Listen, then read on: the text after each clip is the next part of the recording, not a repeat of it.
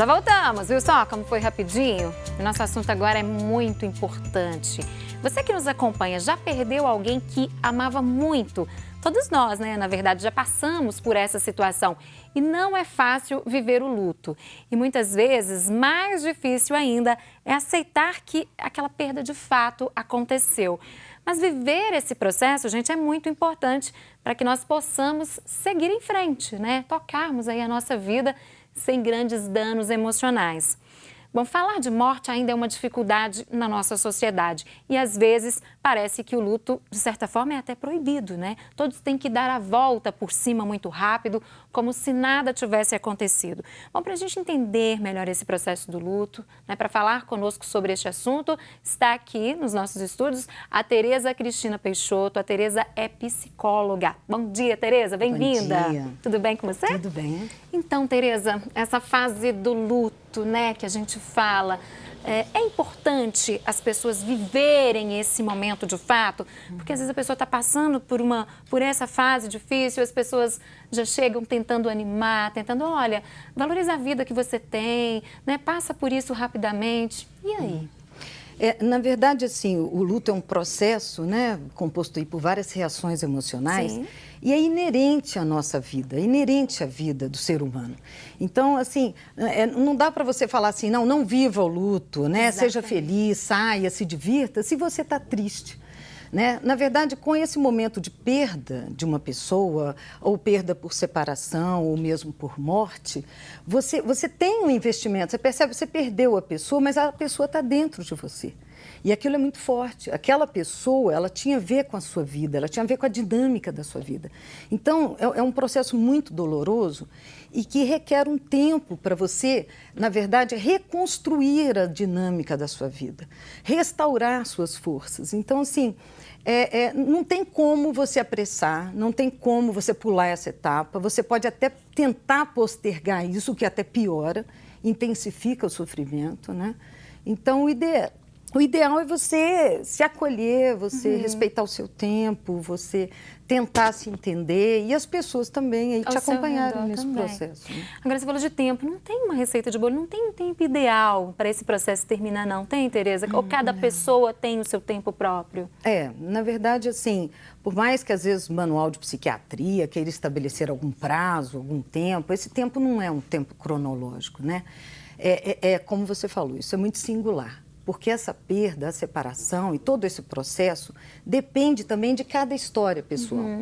Como que a pessoa lidou com perdas ao longo da vida, como que ela lida com frustrações. Esse histórico conta também nesse momento. Quais são os recursos que essa pessoa já desenvolveu ao longo da vida dela, nesse contexto em que ela vive, o que significa essa perda, como que ela se encontra, né? Também que vínculo ela tinha com essa pessoa, isso também conta muito, né? Então, por isso é muito singular que a gente fala, né? Vai depender aí de cada pessoa. De cada né? história, de cada pessoa. Cada história, né? E por isso que você falou uma coisa que é importante que a gente ressalte mesmo. Há, na verdade, um sofrimento na sociedade em lidar com pessoas que estão enlutadas. Pois né? Parece que é proibido. Tem uma dificuldade, não tem? A nossa sociedade, né, tem uma exigência, até no mundo capitalista, mundo de produção, mundo de juventude, mundo de perfeccionismo, né, que exige que a gente não sofra, que a gente só sinta prazer, né, ou que a gente seja competente para lidar o tempo todo com as nossas dores, né, com as nossas perdas. Então, as pessoas acabam ficando intolerantes e sofrendo vendo o outro sofrer. E aí, assim, quase que a pessoa silencia o outro, né? Quando a pessoa o enlutado quer falar do sofrimento, quer chorar, né? E ele não tem essa acolhida, né? Ele tem mais uma pessoa falando, não, vamos sair, vamos distrair. Esquece.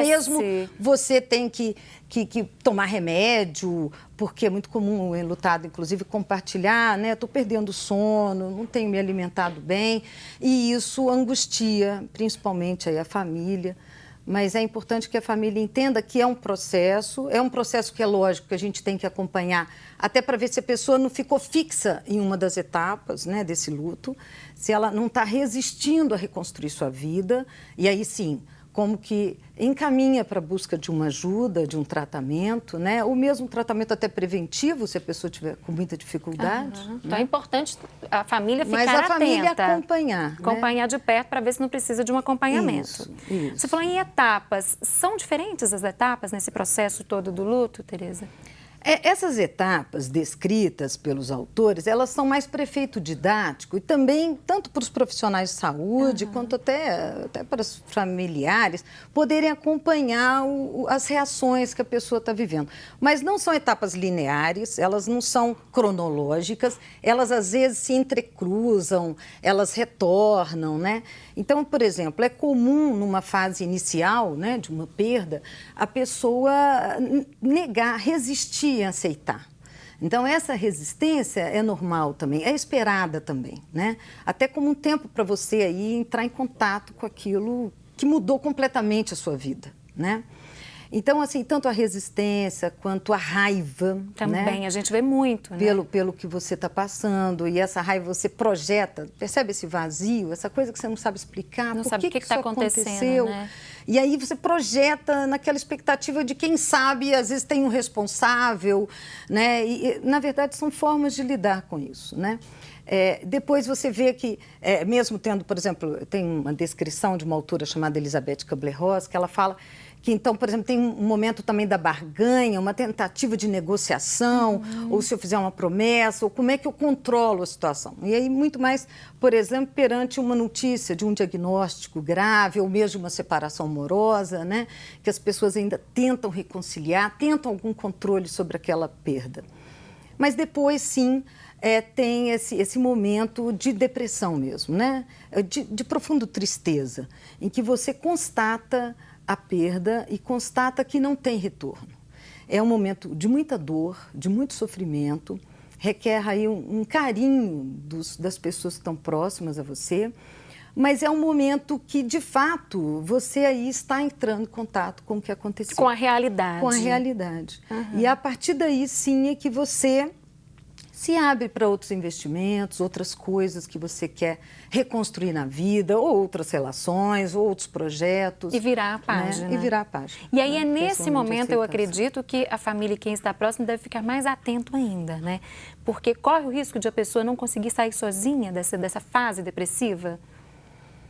Tem pessoas com mais dificuldade, sim, né? Vai depender das histórias, como eu falei, né? Do que ela já viveu, do que ela teve de investimento, né? A relação que ela estabelece consigo mesma, né? O nosso mundo é um mundo, né, com esse tanto, como a gente está falando, de exigências, de perfeccionismo, que acaba favorecendo adoecimentos, favorecendo endurecimento, dificuldades em lidar com mudanças, dificuldades em lidar com perdas, né? Então, às vezes, a pessoa vai precisar de ajuda, sim. Principalmente se você vê que a pessoa ela não muda o discurso, ela está resistindo, e principalmente se começa com discursos muito de autodestruição, de automutilação, falando mal de si mesma, com muito sentimento de culpa, com muito ressentimento.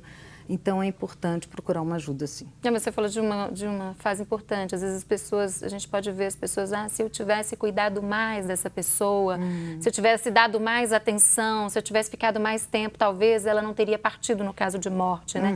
Isso aí já é um sintoma também que a família tem que ficar atento. Tem que ficar atenta se isso foi exacerbado. Entendi. Porque isso também se foi exagerado. Porque é comum, você sempre fica, né? Poxa, será que foi o melhor hospital? Será que eu levei para o melhor tratamento? Será que eu fiz tudo que eu pude, né?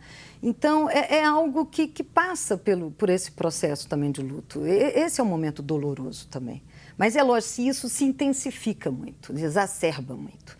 Né? Se você vê que a pessoa quase que se ataca nesse processo, né? E ela resiste aí em buscar a felicidade, né? Ou buscar reconstruir sua vida, né? Nesse sentido. Tocar a bola para frente. Agora, Tereza, e a família? A gente fala assim que a família, as pessoas mais próximas que estão convivendo, vivendo, né, essa situação, podem ajudar. De que forma? Como essas pessoas podem ajudar? Pois é, tem uma médica paliativista, Ana Cláudia, que ela fala uma coisa muito bacana, que ela fala do silêncio presente. Olha que bacana.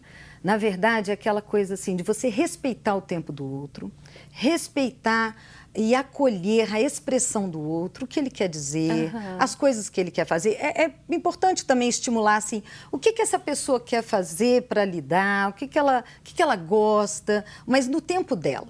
E, assim, respeitar também o silêncio do outro. É comum o enlutado, por exemplo, às vezes querer ficar sozinho, né? Às vezes precisa chorar, precisa ficar só.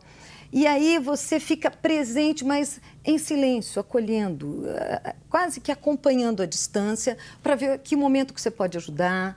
É lógico, né, que o calor do carinho, né, das pessoas que a gente ama faz toda a diferença. Não é um momento, como é um momento muito doloroso, não é um momento de você ficar abandonada, de você ficar só. Então é importante amigos ficarem perto, né, com certeza. Sempre pessoas por perto. Danos à nossa saúde emocional. A gente pode sofrer algum tipo de dano caso não consiga passar de uma forma mais tranquila por todo esse processo, toda essa etapa do luto, Tereza? Pode. Na verdade, assim, se você não vivencia ou se você acaba, como eu falei, fixando, né, na resistência em aceitar a realidade, a perda e reconstruir sua vida, você pode entrar aí num processo melancólico, num processo de depressão, né? E que pode aí se prolongar mais tempo, né? É quase que você, na verdade, isso, você resistindo ao que mudou na sua vida, ao que exige aí uma vida pedindo passagem, uma vida pedindo novos ares, né? Então, pode ter um adoecimento, sim. Vai depender também de como essa pessoa está lidando com isso. De como ela reage, né?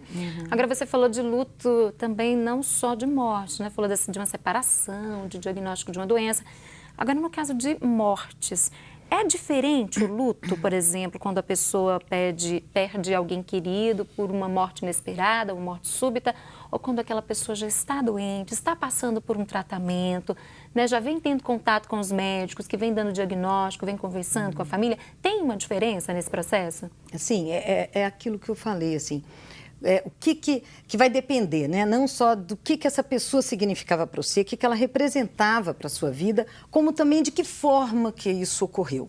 Então, essa perda, você se deparou com ela no momento de fragilidade da sua vida, é lógico que você aí vai reagir de forma diferente. Essa perda foi de modo abrupto, era uma pessoa muito importante em termos de vinculação na sua vida e foi de uma hora para outra, não era uma pessoa que você já estava vendo que estava doente, porque a gente fala que tem um luto antecipatório, né? Quando você acompanha uma pessoa que já está com uma doença crônica, que já está avançando num curso aí que está ameaçando de fato a vida, que está evoluindo para o óbito. É lógico que aí você já tem um luto, até da perda, essa pessoa já vai mudando, né, fisicamente, na relação dela com você, mas é um momento que você também já vai aí falando as coisas que você quer, já vai se despedindo, vai acompanhando aí toda essa evolução. É interessante, assim, que não quer dizer que seja também não doloroso, é extremamente doloroso. Mas é diferente, né? É totalmente diferente, porque não é abrupto, você já está ali acompanhando aquele processo. Mas também, muitas vezes, é muito ambíguo, né? Porque você também se sente muito culpada até por desejar que o outro morra. Porque às vezes está vendo que está sofrendo tanto, acabar né? com aquele sofrimento da pessoa e o seu também vivenciar aquilo. Então, é muito comum as pessoas se sentirem culpadas também por isso, né? Então, também não é fácil. Mas é lógico que uma morte abrupta vai exigir de você lidar. E às vezes você nem expressou, você queria ter falado algumas coisas e não deu tempo. Tereza, e os objetos pessoais de uma pessoa que se foi? Muitas famílias preferem manter esses objetos guardados como uma forma de lembrança, outras não, já preferem doar. O que é aconselhável nesse processo? Pois é, na verdade isso é mais uma coisa que a gente tem que respeitar, né? Assim, é lógico que esse momento de você ter aqueles objetos, você acabou de perder, mas você ainda quer manter por um tempo, percebe? É como se fosse uma forma de você ainda se relacionar. Porque, como eu falei, essa pessoa que você não tem mais, ela está muito dentro de você. você tem uma representação muito forte dela. Exatamente por ter perdido, você pensa nela o tempo todo. O tempo inteiro. Então, às vezes, esses objetos vão te ajudar, aos poucos, a ir se separando dessa pessoa. Então, é muito comum, às vezes, num momento aí do luto, esse enlutado chegar e falar, não, hoje eu decidi que eu quero dar as coisas para as outras pessoas, eu quero me desfazer disso. Mas isso tem que partir dessa pessoa, né? Tem que ter esse momento dessa pessoa. Porque, o que eu já vi? Eu já vi familiares, no intuito de ajudar, desfazer dos pertences, né, da pessoa que se foi. Também sem já vi muito consultar isso. um enlutado. E aí é muito doloroso, né? Então, a gente tem que deixar a pessoa falar, expressar e fazer as escolhas dela. Ou seja, cada um tem o seu tempo, tem a sua forma particular de lidar com o luto, né? Sim. Tereza, muito obrigada por ter vindo conversar conosco. Obrigada, Bom dia e volte mais vezes. Bom dia. E a gente volta daqui a pouquinho, vamos falar de comunicação. Você tem medo de falar em público? 2 profissionais excelentes vão dar ótimas dicas daqui a pouquinho.